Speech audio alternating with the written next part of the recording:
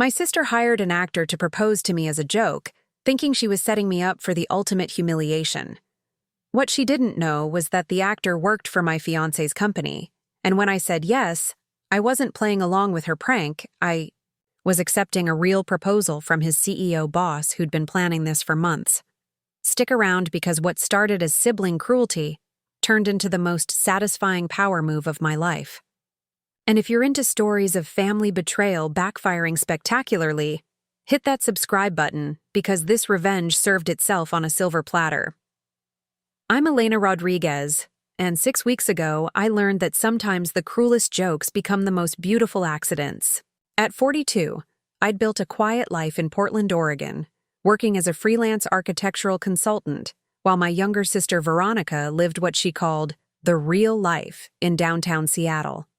To most people, including my own family, I was the spinster sister, successful enough in my little niche, but tragically single and past my prime for marriage and children.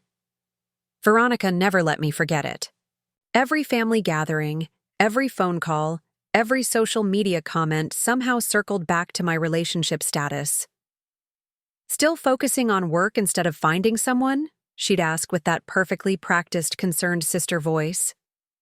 "You know, Elena, you can't be picky forever. The good ones are all taken by now." She'd follow it up with updates about her own seemingly perfect marriage to Marcus, a tech executive, and their picture-perfect life in their Queen Anne penthouse. What Veronica didn't know, what nobody in my family knew, was that for the past 8 months I'd been in a relationship with someone extraordinary. Someone who valued my mind, my independence, and my refusal to settle. Someone who understood why I'd kept my personal life private after years of family commentary and well-meaning but painful setups with their friends' divorced brothers and widowed co-workers. His name was David Chen, and he was nothing like the men my family kept trying to push on me. At 51, he was the CEO of Meridian Entertainment, a production company that specialized in corporate events and had recently expanded into commercial advertising. We'd met through work when his company hired me to design their new headquarters, a stunning glass and steel structure that would become one of my proudest projects. What started as professional collaboration had slowly, carefully, grown into something deeper. David understood my need for discretion. He'd been through a very public, very messy divorce 3 years earlier when his ex-wife had an affair with his former business partner. The media attention around the scandal had been brutal, and he'd learned to keep his personal life completely separate from his public persona. So when we began spending time together outside of work, long dinners discussing architecture and film production, weekend hikes in the Columbia River Gorge, quiet evenings reading in his home library, we both agreed to keep it private until we were certain about where we were headed. My sister had no idea about any of this.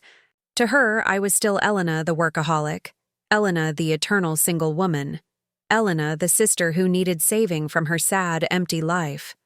She'd even started making comments about getting me a cat for my birthday, joking that I needed something to keep me company in my old age. The irony was lost on her that at 42, I was hardly ancient, and that I was actually happier and more fulfilled than I'd ever been. The architecture business had been particularly good to me over the past few years. My specialty in sustainable commercial design had put me in high demand as companies rushed to meet new environmental standards. I'd recently completed projects for Nike, Intel, and 3 different Portland-based startups that had gone on to massive success. My bank account was healthier than it had ever been. My creative work was challenging and rewarding, and my relationship with David was evolving into something that felt both exciting and stable. But none of that mattered to my family. All they saw was an unmarried woman in her 40s, and in their minds, that meant failure. My mother still asked if I was putting myself out there, and suggested I try online dating or speed dating events. My father would uncomfortably change the subject whenever anyone asked about my personal life, as if my singleness was somehow embarrassing to the family name. And Veronica, oh Veronica, had appointed herself as my personal matchmaker and life coach, constantly offering unsolicited advice about how to land a good man before it's too late. The Thursday that changed everything started like any other. I was in my home office, reviewing blueprints for a new sustainable housing development in Bend, when my phone rang. Veronica's name flashed on the screen, and I almost let it go to the voicemail. Our conversations had become increasingly strained lately as she ramped up her efforts to fix my supposedly broken life. "Elena," she chirped when I answered. "I have the most amazing news. Are you sitting down?" I wasn't, but I stayed standing, already wary of whatever enthusiasm she was about to unleash on me. "What's up, V?" "Okay, so you know how I've been worried. About you being alone all the time?" She didn't wait for an answer. "Well, I was talking to Marcus about it, and he knows this guy through work. Really successful, good-looking, age-appropriate, and he's single. And get this. He specifically asked about you after seeing your photo from Mom's birthday party." My heart sank. Another setup. Another awkward dinner with someone she'd convinced to meet her sad older sister. "Veronica, I've told you I'm not interested in—" No, listen. This is different. He doesn't want to just meet you. He wants to ask you out properly. Like, really properly. He's planning this whole romantic thing for Saturday at Waterfront Park. He wants to surprise you. I felt a headache building behind my eyes. "What kind of surprise?" "I can't tell you everything, but trust me, it's going to be incredible. Just be there at 5 o'clock by the salmon fountain. Wear something nice, like really nice. This could be it, Elena. This could be your moment." Something in her tone felt off, too excited, too orchestrated. But before I could ask more questions, she was rattling off details about what to wear and how to do my hair and makeup. "And bring your good purse, the leather one. First impressions matter at our age, Our age. As if 42 was 1 foot in the grave. I tried to protest, to explain that I wasn't interested in surprise setups, but Veronica was already in full planning mode. She'd already told this mysterious man I'd be there. She'd already built up the expectations. Backing out now would just confirm everything she believed about my inability to take romantic risks. "Fine," I said finally. "But if this is weird or uncomfortable, I'm leaving." "It won't be," she promised. "Elena, I really think this could change your life." After we hung up, I sat in my office staring at the blueprints without really seeing them. Part of me wanted to call David and tell him about this ridiculous setup, maybe even ask him to be there as backup. But we'd been so careful about keeping our relationship private, and Waterfront Park on a Saturday evening would be crowded with people who might recognize either of us. Besides, David was traveling that weekend, meeting with potential investors in Los Angeles for a new project. He wouldn't be back until Sunday night. I'd have to handle whatever awkwardness Veronica had planned on my own. Friday evening, I got another call from my sister, this time even more excited than before. "Elena, I cannot wait for tomorrow.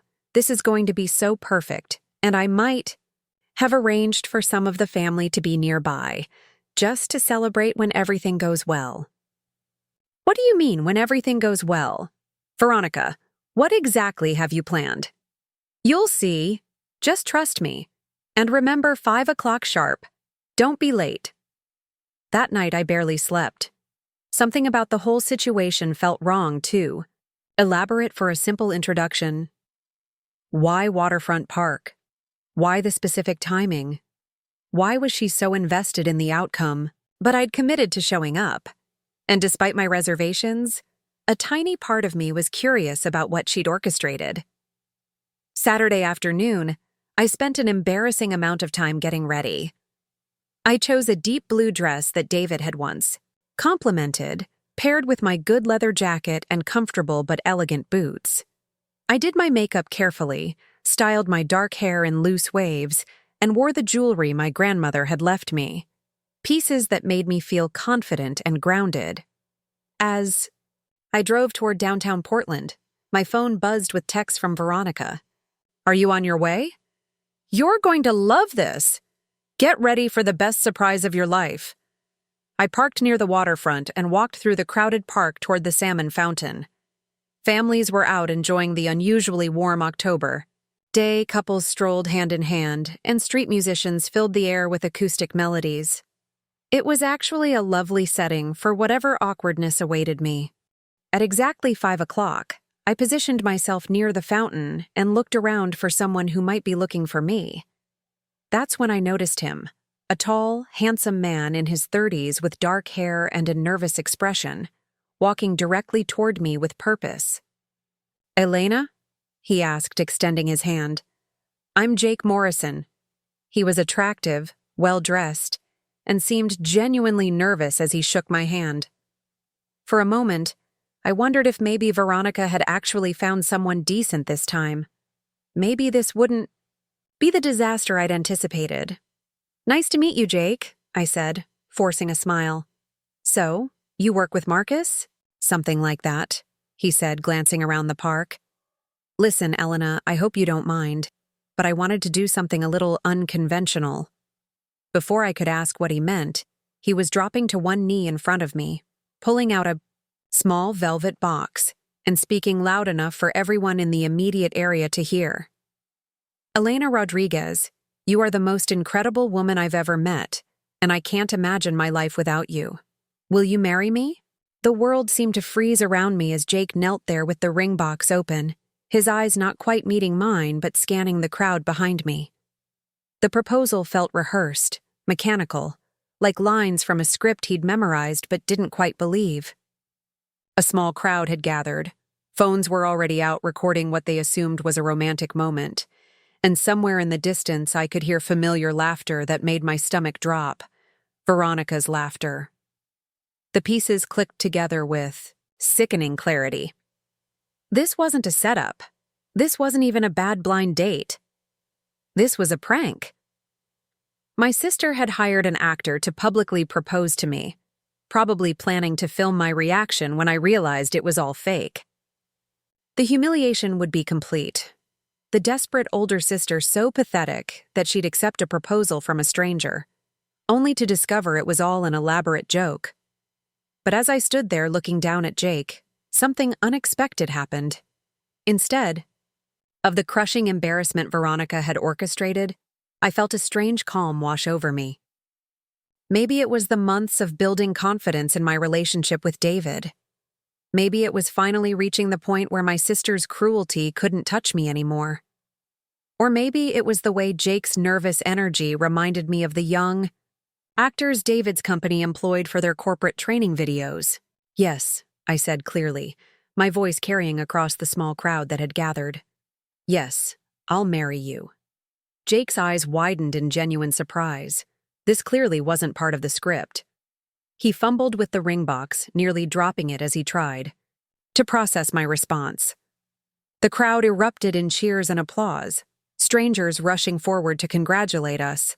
And through it all, I could see Veronica emerging from behind a nearby tree with her phone in hand, her expression shifting from gleeful anticipation to confusion to something approaching panic. I helped Jake to his feet and let him slide the ring onto my finger. A surprisingly nice piece, probably rented from a prop house, while maintaining eye contact with my sister over his shoulder. She was frantically typing on her phone, probably texting someone about how the joke had gone off the rails. "Elena?" Jake whispered urgently as we posed for pictures with well-wishers. "I think there's been a misunderstanding. This isn't... I was supposed to...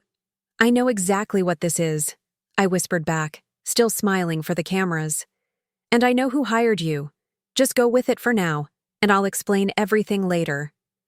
Poor Jake looked like he wanted to disappear into the fountain, but he played along as strangers offered congratulations, and Veronica slowly approached with an expression I'd never seen before, uncertainty mixed with growing dread. She'd expected to humiliate me, to capture my desperate acceptance of fake love on video. Instead, she was watching me graciously accept congratulations for an engagement she'd created, but could no longer control. "Elena," she called out, her voice pitched higher than usual. "Oh my God, I can't believe this is happening." She reached us just as an elderly woman was telling me how romantic it was to find love at any age. "You're never too old for fairy tales, dear," the woman said kindly, patting my arm before moving on. Veronica grabbed my free hand, the one not wearing the prop ring, and pulled me aside while Jake was cornered by a group of millennials taking selfies with him. "What are you doing?" she hissed under her breath. "What do you mean?" I asked innocently. "I'm celebrating my engagement. Isn't this what you wanted?" "Elena, you don't understand. This isn't real. Jake is wonderful." I interrupted loudly enough for people nearby to hear. "I can't believe you helped arrange this. You're such an amazing sister." Her face went pale. She'd boxed herself into a corner with her own prank.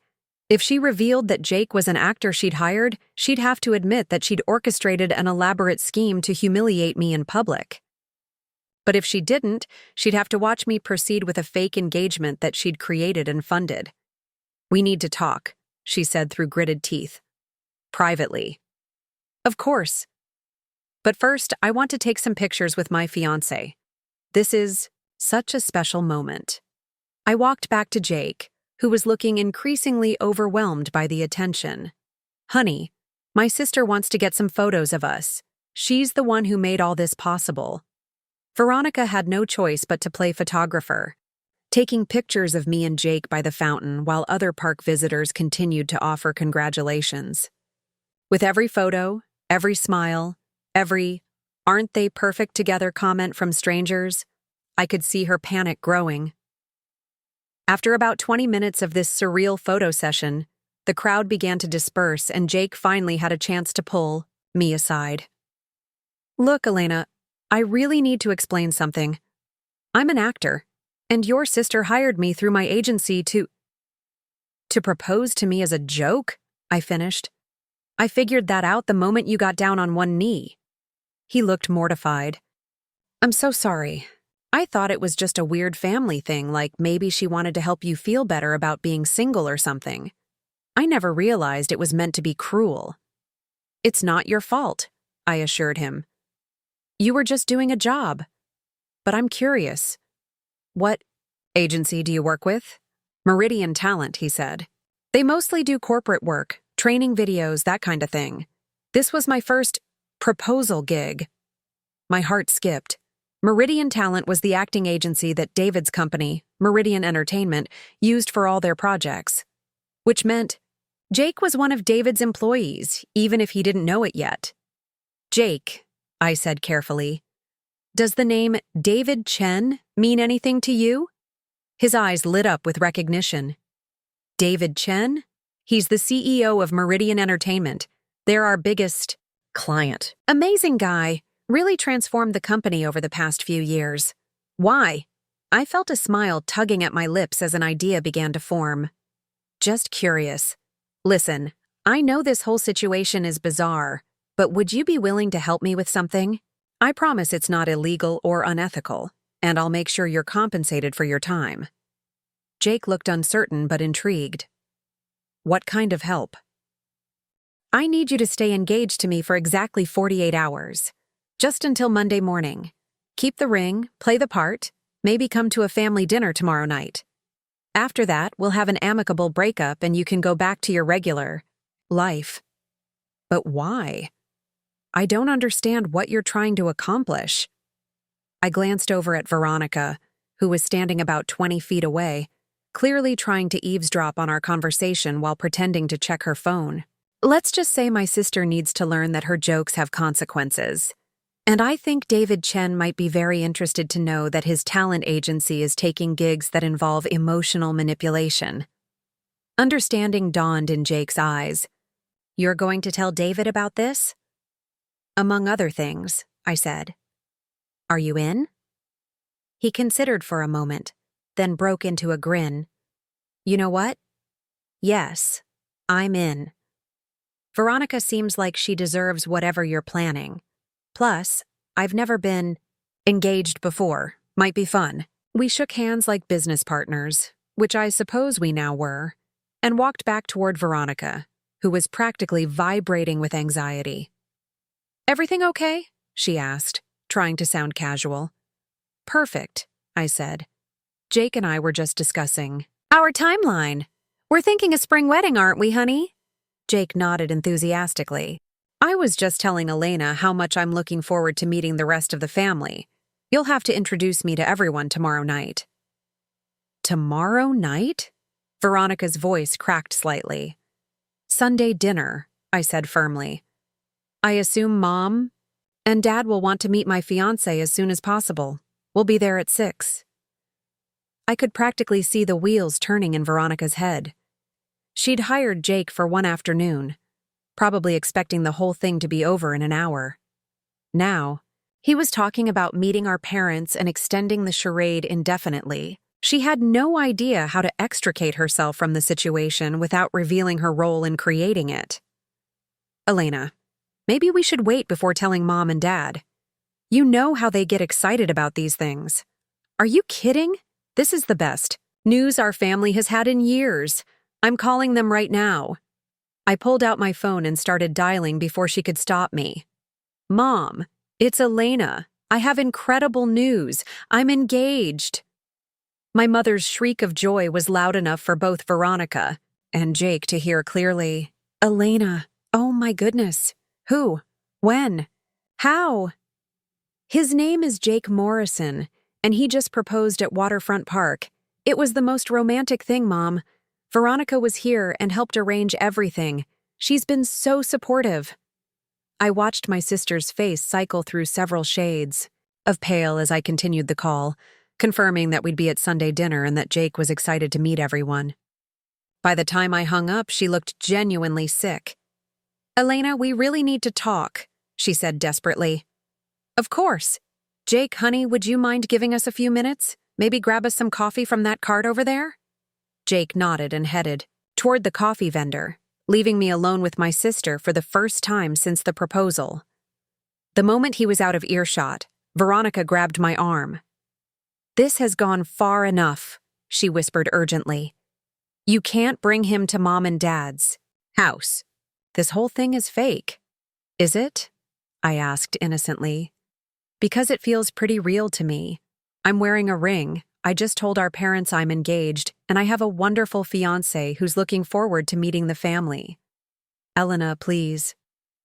"Jake is an actor. I hired him through an agency. It was supposed to be funny."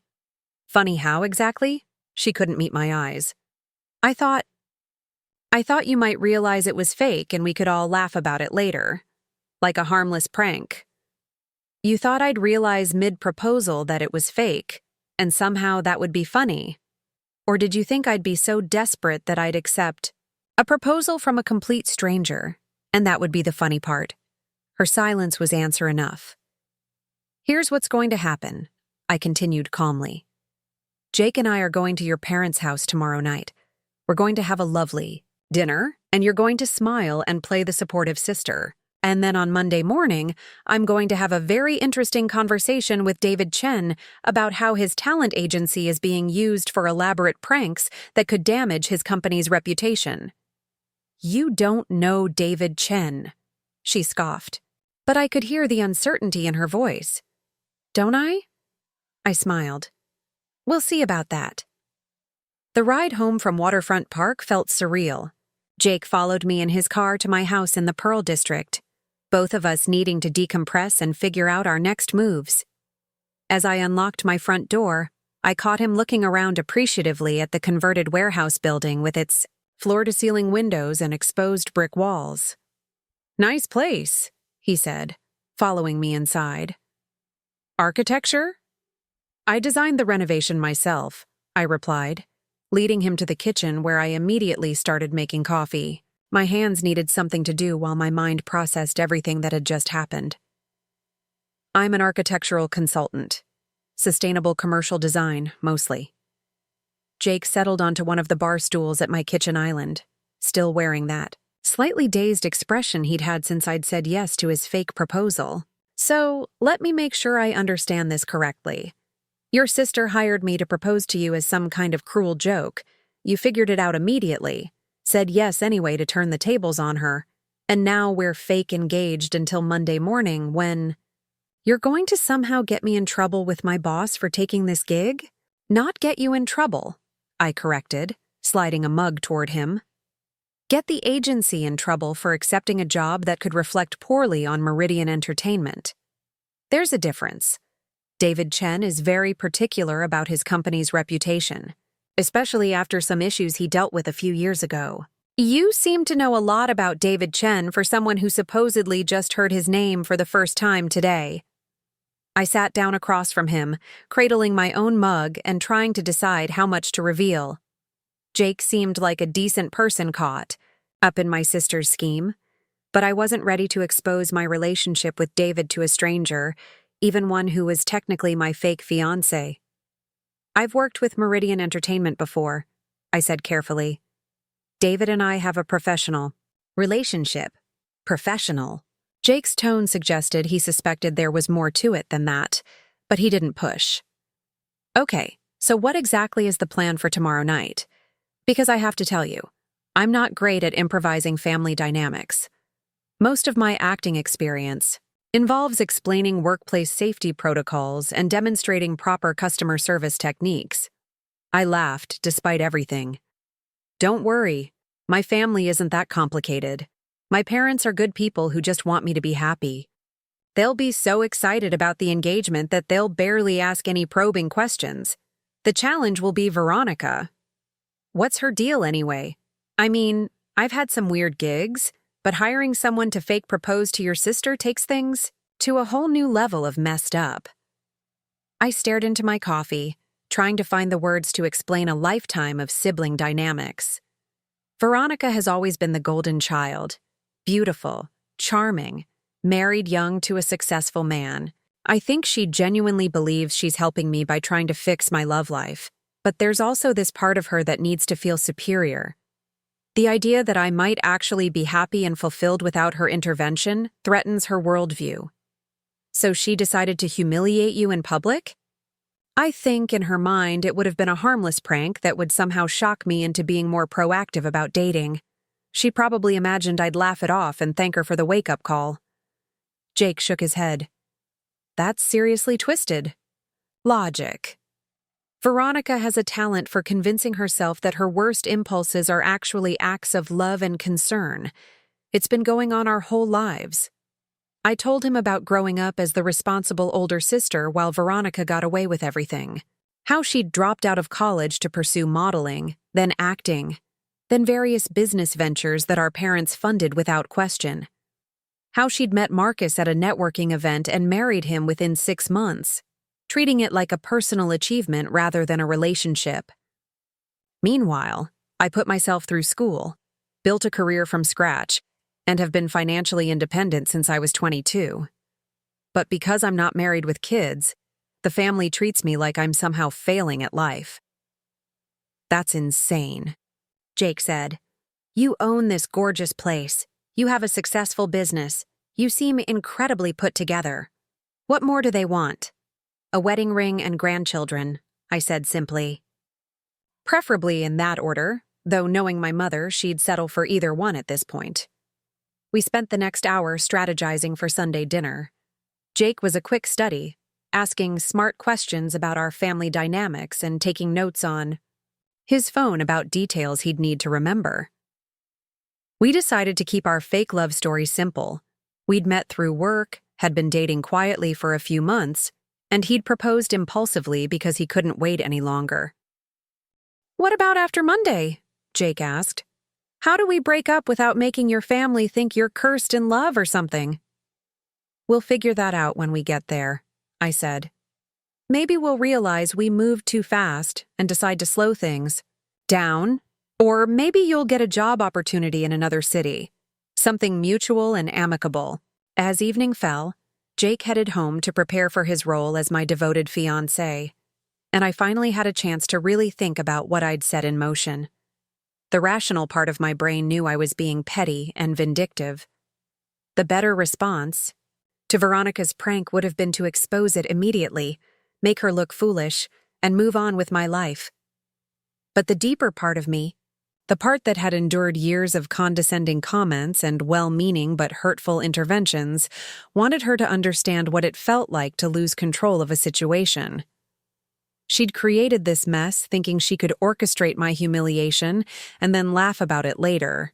Instead, she was now trapped in her own lie, forced to watch me play the happy bride-to-be while knowing the whole thing was built on her deception. My phone rang around 9 o'clock. David's name appeared on the screen, and for a moment, I considered not answering. How could I possibly explain what had happened without sounding completely unhinged? "Hey," I said, trying to keep my voice normal.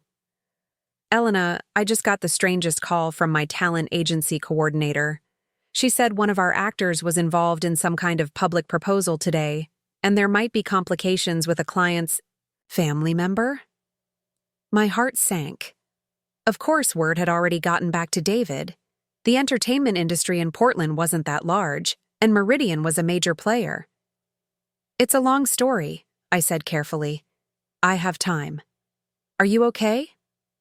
Sarah made it sound like there might be some kind of scam or fraud situation. I took a deep breath and told him everything. The years of family pressure, Veronica's escalating interventions, the fake proposal, my decision to say yes, and the plan to extend the charade through Sunday dinner. I explained it all as factually as possible, trying to keep the emotion out of my voice. David was quiet for a long time after I finished. Finally, he said, "Your sister hired one of my actors to fake propose to you as a prank?" "Yes." "And you said yes to mess with her?" "Yes." Another long pause. "Elena, I need to ask you something, and I want you to be completely honest with me. Are you having second thoughts about us? About keeping our relationship private?" The question caught me off guard. "What? No, of course not. This has nothing to do with us." Doesn't it? Because from where I'm sitting, it sounds like you're so frustrated with your family's pressure about marriage that you're willing to fake an engagement with a stranger rather than tell them about your actual relationship. I felt a stab of guilt. He was right, of course. If I'd just told my family about David months ago, none of this would have happened. Veronica never would have attempted her prank because she would have known I was already happily involved with someone. "I know how it sounds," I said slowly. "But you have to understand, my family has been interfering in my love life for so long that I wanted to handle this on my own terms. If I'd told them about you, they would have immediately started planning our wedding and asking when you were going to propose and making our relationship about their expectations instead of what we actually want. So instead, you're planning a fake wedding with my employee?"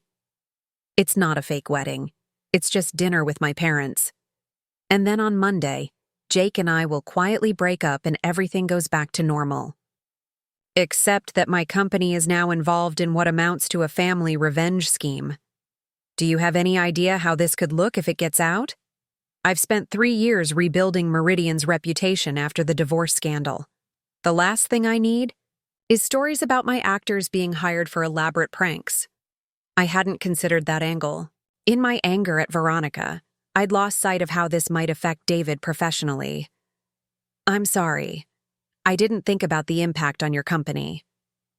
"Elena, I care about you. A lot. But I also have 47 employees and a business to protect. I can't have my talent agency taking jobs that could blow up into public relations nightmares." "What are you saying?" "I'm saying that first thing Monday morning, I'm going to have a very serious conversation with Sarah about vetting clients more carefully. And I'm probably going to have to institute new policies about the kinds of jobs we accept." Felt terrible. In my desire to turn the tables on Veronica, I'd created problems for the man I was falling in love with. "David, I'll fix this. I'll call off the whole thing right now." "How? You've already told your parents you're engaged. You've created a situation where either you have to admit you were lying, or Jake has to go through with this charade. Either way, my company is involved in a mess." He was right. and I hated it. I'd been so focused on outmaneuvering Veronica that I hadn't thought through all the consequences of my actions. "I'm coming back to Portland tonight," David said. "I'll catch a red-eye from LAX. We need to talk about this in person." "What about your meetings tomorrow?" "I'll reschedule. This is more important." After we hung up, I sat in my living room feeling like the world's biggest fool. I'd thought I was being clever, turning my sister's prank back on her. Instead, I'd created a complicated mess that was affecting innocent people and potentially damaging the reputation of the man I loved. My phone buzzed with a text from Veronica. "Mom is already planning your engagement party. This has to stop." I stared at the message for a long time before responding. "See you tomorrow at 6. Jake is looking forward to meeting everyone." Let her stew in the consequences of her own choices for one more day. Then I'd figure out how to clean up the mess I'd made. Sunday morning arrived gray and drizzling, matching my mood perfectly. I'd barely slept, replaying my conversation with David and trying to figure out how to salvage the situation I'd created. By 7 a.m., I was sitting at my kitchen table with coffee and my laptop, researching everything I could find about Meridian Entertainment's recent projects and reputation management efforts. What I discovered made my stomach sink even further. David hadn't been exaggerating about the challenges he'd faced rebuilding the company. 3 years ago, when his ex-wife Rebecca had her affair with his business partner Thomas, the scandal had made headlines in the local business journals. Meridian Entertainment had lost several major clients who didn't want to be associated with the drama. David had bought out Thomas's share of the company at considerable personal cost and spent the following years meticulously rebuilding their client base and professional reputation. The more I read, the more I understood why my impulsive decision to drag his talent agency into a family revenge scheme was so problematic. Meridian Entertainment specialized in corporate training videos, educational content, and high-end commercial productions. Their client list included Nike, Intel, and several major healthcare systems. These were companies that valued discretion and professionalism above all else. If word got out that Meridian's talent agency was taking jobs involving fake proposals and family pranks, it could undo years of careful reputation management. Even worse, if the story somehow made it to social media or local news outlets, David could find himself dealing with exactly the kind of publicity nightmare he'd worked so hard to avoid. I was deep in this research spiral when my doorbell rang at 8:30. Through the peephole, I could see Jake standing on my doorstep holding a coffee tray and a bakery bag, looking surprisingly chipper for someone who'd gotten dragged into my family drama. "Good morning, fiancé," he said cheerfully when I opened the door. "I brought breakfast and a peace offering." "Peace offering?" "I may have gotten you in trouble with David Chen," he said, following me inside. "I called Sarah at the talent agency last night to ask about the protocol for extended gigs, and apparently she immediately called David to report a potential problem." I sank onto my couch, accepting the coffee he offered. "David called me. He's flying back from Los Angeles early." "Because of this mess," Jake winced. "I'm really sorry. I didn't realize it would be such a big deal. I just wanted to make sure I was handling everything properly." "It's not your fault," I assured him. "I'm the one who turned a simple prank into a complicated situation. You were just trying to do your job professionally." "About that," Jake said, settling into the armchair across from me. "I did some thinking last night about this whole situation, and I have a theory about what your sister was really trying to accomplish." "I'm listening." "I don't think this was just about humiliating you. I think she was trying to create content." I stared at him. "Content? Think about it. She shows up with her phone ready to film. She's positioned herself to capture your reaction to the proposal. She probably expected you to either realize it was fake and react with anger or embarrassment, or to be so desperate that you'd accept it and then be devastated when you found out the truth. Either way, she'd have viral video material." The idea hit me like a cold slap. "You think she was planning to post this online?" I'd bet money on it. The cruel sister prank is a whole genre on social media right now. Watch what happens when I hire an actor to propose to my desperate single sister. Would get millions of views, especially if your reaction was dramatic enough. I thought about Veronica's recent social media activity. She'd been posting more, frequently lately, trying to build her follower count and engagement rates. Marcus had mentioned something at our last family dinner about her wanting to become a lifestyle influencer, turning their perfect marriage and beautiful home into a brand.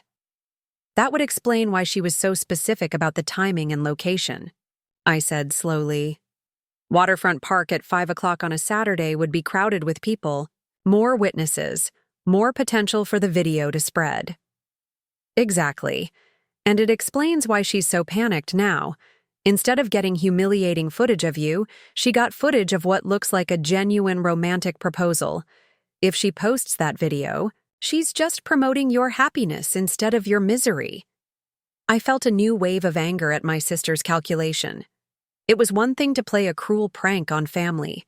It was another entirely to plan to broadcast my humiliation to strangers on the internet for likes and follows. There's something else, Jake continued. I looked up your sister online last night. Veronica Rodriguez Chen? Rodriguez Martinez, I corrected. She hyphenated when she married Marcus. Right, sorry. Anyway, she's got about 15,000 Instagram followers and a YouTube channel with maybe 3,000 subscribers. Not huge numbers, but she's been posting more lifestyle content lately. Relationship advice, marriage tips, that kind of thing. Let me guess. She positions herself as the expert on love and relationships? Bingo.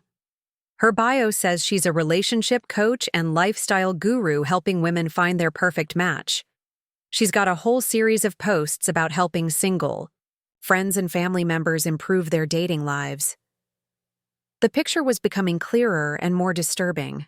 Veronica hadn't just been meddling in my love life out of misguided sisterly concern or even simple cruelty. She'd been building a brand around being the woman who could fix other people's romantic problems, and I was supposed to be her case study. Show me, I said. Jake pulled out his phone and navigated to Veronica's Instagram account. Post after post showed her perfectly curated life. Designer outfits, expensive dinners, romantic getaways with Marcus. But scattered throughout were posts about helping my sister find love and the importance of not giving up on romance at any age. One post from 2 weeks ago made my blood boil.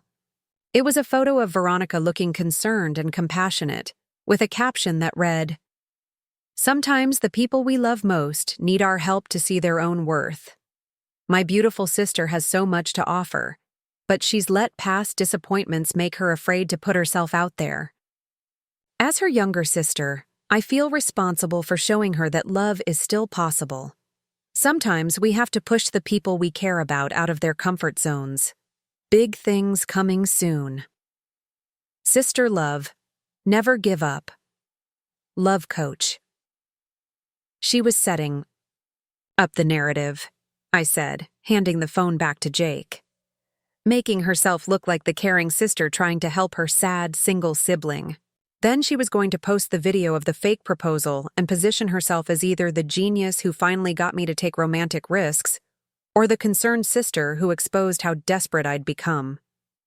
Either way, she wins and you lose. And either way, she gets content for her influencer brand. I stood up and started pacing around my living room. God, I feel so stupid. I thought this was just typical Veronica jealousy and meddling. I had no idea she was trying to monetize my love. Life. Well, she definitely didn't expect you to turn the tables on her. I bet she's freaking out about how to spin this. My phone buzzed with a text message. Speak of the devil. It was from Veronica. Elena, we really need to talk before tonight. This situation is getting out of hand. Can you meet me for coffee this morning? I showed the message to Jake. She's probably trying to figure out how to salvage her content strategy. Are you going to meet with her? I considered it. Part of me wanted to confront Veronica about what I'd discovered, to force her to admit that she'd been planning to exploit my humiliation for social media clout. But another part of me knew that giving her advance warning would just let her prepare a better defense for tonight's dinner. No, I decided. Let her stew until tonight. The more off-balance she is, the more likely she is to make mistakes. Jake grinned. I like the way you think. So what's the plan for today? Do I need to study up on anything else for tonight's performance? Actually, I was thinking we should take this opportunity to really sell the relationship. My parents will be watching for signs that we're genuinely connected. And if we're going to pull this off, we need to look like a couple who's been together for months, not two people who met yesterday. Like method acting? Exactly. We should spend the day together, get comfortable with each other, develop some shared stories and inside jokes. Make this feel natural. Jake seemed intrigued by the challenge. Where do you want to start? I thought. About it. Coffee shop first. Somewhere public where we can practice looking like a couple. Then maybe the art museum. It's the kind of place my parents would expect me to take someone I'm serious about. And it gives us plenty to talk about. Tonight. I can mention how much I enjoyed seeing the Rothko exhibition with you. Perfect. Oh, and Jake? Thank you for going along with all this. I know it's gotten more complicated than you signed up for. Are you kidding? This is the most interesting gig I've ever had. Plus, I genuinely want to help you stick it to your sister. What she did was really messed up. We spent the morning at a coffee shop in the Pearl District, sitting close together and practicing casual intimacy, sharing pastries, leaning in to show each other things on our phones, laughing at each other's jokes. It felt surprisingly natural, probably because we were both actors in our own way. I'd been performing the role of the successful but lonely single woman for my family for years. Jake was just better trained at it. At the Portland Art Museum, we wandered through the galleries, hand in hand, developing our fake relationship's origin story. We decided we'd met when Meridian Entertainment hired me to consult on the design of a new studio space. I'd been impressed by Jake's professionalism during a training video shoot. He'd been drawn to my passion for sustainable architecture. We'd started with coffee meetings that gradually became dinner dates. What's my favorite thing about you? Jake asked as we stood in front of a contemporary sculpture. My inability to cook anything more complicated than pasta, but my enthusiasm for trying anyway. You find it endearing rather than pathetic. And what's your favorite thing about me? I studied his face, thinking about what kind of man would appeal to my parents. Your curiosity. You ask thoughtful questions about everything. My work, my ideas, my dreams. You make me feel heard in a way I haven't experienced before. It wasn't entirely untrue, actually. Jake was a good listener, and he did ask insightful questions. Under different circumstances, we might have been friends. That's good, he said. What about the proposal? What made me decide to do it yesterday? You'd been planning it for weeks, but you were waiting for the perfect moment. When you saw how beautiful the park looked in the afternoon light and how happy I seemed, you couldn't wait any longer. It was impulsive, but felt absolutely right. And I was nervous because I wasn't sure you were ready for marriage yet. But I surprised you by saying yes immediately because I'd been hoping you'd ask. We practiced these details until they felt natural, building a love story that would satisfy my parents' romantic expectations while keeping Veronica off balance. By the time we left the museum, we actually looked like a couple who'd been together for months. We had shared jokes, comfortable physical proximity, and a believable history. As we walked back to my car, Jake's phone rang. He glanced at the screen and frowned. It's Sarah from the talent agency. I should probably take this. I listened to his side of the conversation, which consisted mostly of, yes, I understand, and no, she's been completely professional. When he hung up, he looked troubled. David Chen wants to meet with both of us tomorrow morning at 9 a.m. Sarah said he's concerned about the agency's involvement in what she called a complex personal situation. My stomach dropped. I'd been hoping to have a chance to talk to David privately before he made any decisions about how to handle this professionally. A formal meeting at his office suggested he was taking this more seriously than I'd hoped. Did she say anything else? Just that we should both be prepared to give a full account of yesterday's events and our plans going forward. I checked my watch. It was almost 4 o'clock, which meant we needed to head to my parents' house soon. Well, let's get through tonight first. Then we'll figure out how to explain this mess to David. As we drove toward my childhood home in Lake Oswego, I couldn't shake the feeling that I was about to make everything much more complicated than it already was. But it was too late to back out now. My parents were expecting their newly engaged daughter and her fiancé. Veronica was trapped in her own lie, and David was flying across the country to deal with the professional implications of my impulsive revenge scheme. The only thing I could do now was see it through and hope that the truth, when it finally came out, would be worth all the chaos I'd created. My parents' house in Lake Oswego looked exactly as I remembered. Manicured lawn, pristine flower beds, and the kind of understated elegance that whispered old money, even though my father had built his wealth from nothing as a civil engineer. Jake whistled appreciatively as we pulled into the circular driveway. Nice place. Very Martha Stewart meets Architectural Digest. That's my mother's aesthetic exactly, I said, checking my reflection in the rearview mirror one last time. Remember, they're going to be so excited about the engagement that they won't ask too many probing questions. Just follow my lead. We were barely out of the car when the front door flew open and my mother appeared, practically vibrating with excitement. Carmen Rodriguez had always been dramatic, but today she looked like she might actually levitate with joy. Elena, oh my darling girl. She swept me into a hug that smelled like Chanel and vanilla, then immediately turned to Jake with her arms extended.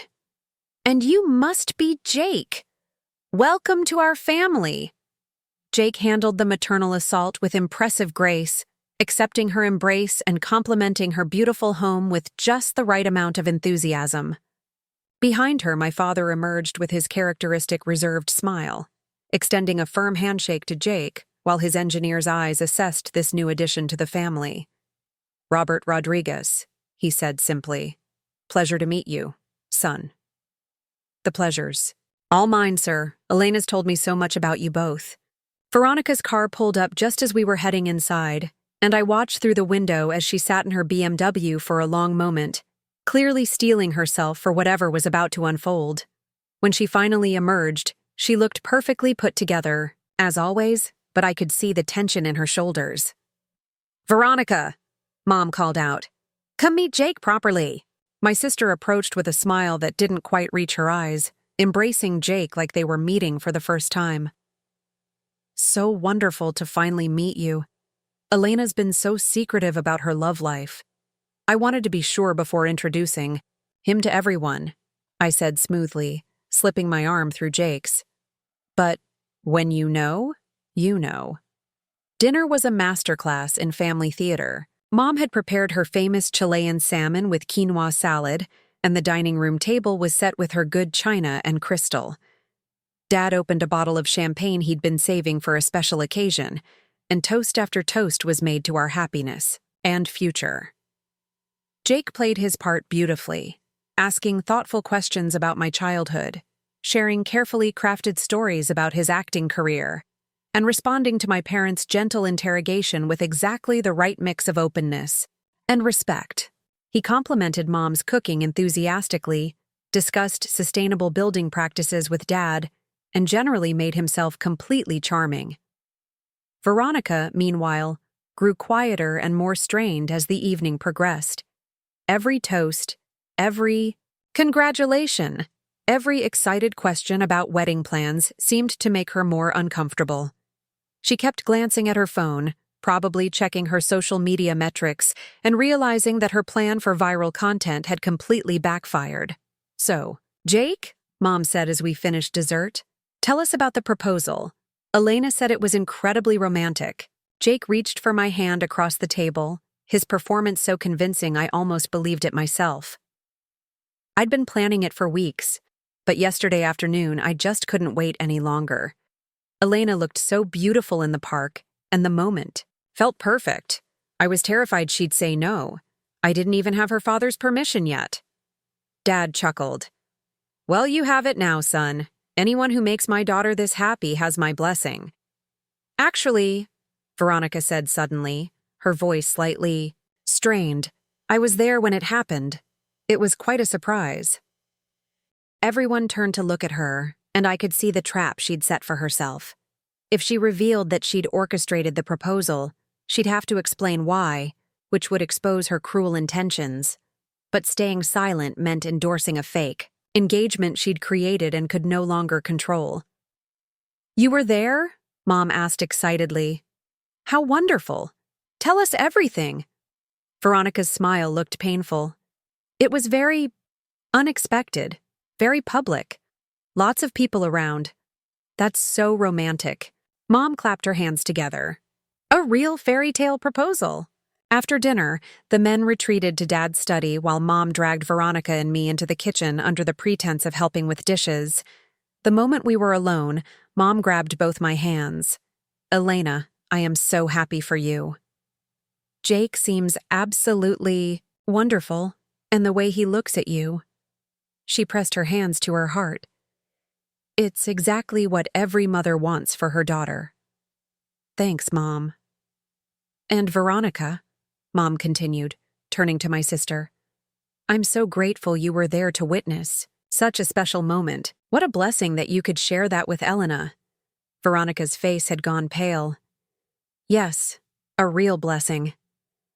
"I was just thinking," Mom continued, "we should plan an engagement party. Something elegant but not too formal." "What do you think, girls?" "That's really not necessary," I started. "Nonsense. This is the most exciting thing that's happened to our family in years. Veronica, you could help me plan it. You have such wonderful taste for events." I watched my sister realize that she was being drawn deeper into the web of her own creation. Not only was she trapped watching me celebrate a fake engagement she'd engineered, but now she was being recruited to help plan a party for it. Of course, Mom. Whatever Elena wants." "What I want," I said carefully, "is to take things slow. Jake and I haven't even discussed a timeline yet." But Mom was already in full planning mode, talking about venues and guest lists and whether we should do cocktails or a sit-down dinner. Veronica stood frozen by the sink, holding a wine glass like a lifeline, while our mother planned a celebration for the cruel joke that had become my accidental victory. When we rejoined the men in the living room, Dad was showing Jake his collection of vintage engineering texts while Jake nodded politely and asked surprisingly intelligent questions about structural design. They looked up as we entered, both smiling like they'd genuinely enjoyed their conversation. "Your fiancé has excellent taste in reading material," Dad told me. "Very impressive young man." "He's definitely a keeper," I agreed, accepting Jake's arm around my waist as naturally as if we'd been together for months. We left around 9 o'clock, after promising to return soon for Mom's planned engagement party and assuring Dad that we'd set a date for him to give Jake the full financial planning lecture he felt every prospective son-in-law deserved. As we walked to our cars, Veronica followed us outside. "Elena, wait." Jake squeezed my hand. "I'll wait in the car," he said diplomatically, giving us privacy for what was clearly going to be an uncomfortable conversation. "This has to stop," Veronica said the moment we were alone. "Mom's already talking about engagement parties and wedding planning. You can't keep this up indefinitely." "Why not? Everyone seems so happy about it." "Because it's fake. Jake is an actor I hired for one afternoon, not your actual fiancé." "Are you planning to tell Mom and Dad that? Because I'd be very interested to hear how you explain why you hired someone to fake propose to me." She was quiet for a long moment, clearly realizing the impossible position she'd created for herself. "What do you want from me, Elena?" I want you to understand what it feels like when someone tries to manipulate your life for their own entertainment. I want you to think about what you were really planning to do with whatever footage you captured yesterday. And I want you to consider whether the sister who would orchestrate public humiliation for social media content is someone worth having in my life. Veronica's face crumpled. I never meant... I thought it would be funny. I thought you'd laugh about it later. No, you didn't. You thought you'd get viral content and sympathy for having such a desperate sister. You thought you'd position yourself as the savior trying to help poor Elena find love. What you didn't expect was for your plan to backfire. So, what happens now? I looked back at Jake, who was waiting patiently in his car, then at the house where my parents were probably already discussing engagement party details. Now you get to live with the consequences of your choices, just like I've had to live with years of your interference and judgment. I walked away before she could respond, leaving her standing in my parents' driveway with the weight of her own deception pressing down on her shoulders. The next morning would bring David's return and the reckoning I'd been avoiding. But for tonight, I'd turned my sister's cruel joke into my moment of triumph, and it felt exactly as satisfying as I'd hoped it would. Sometimes the best revenge is simply letting people experience the natural consequences of their own actions. And sometimes, if you're very lucky, those consequences come wrapped in the illusion of your perfect happiness. If you enjoyed this story of family betrayal turning into unexpected victory, hit that subscribe button for more tales of quiet revenge and poetic justice. Because sometimes the best power moves are the ones you never see coming.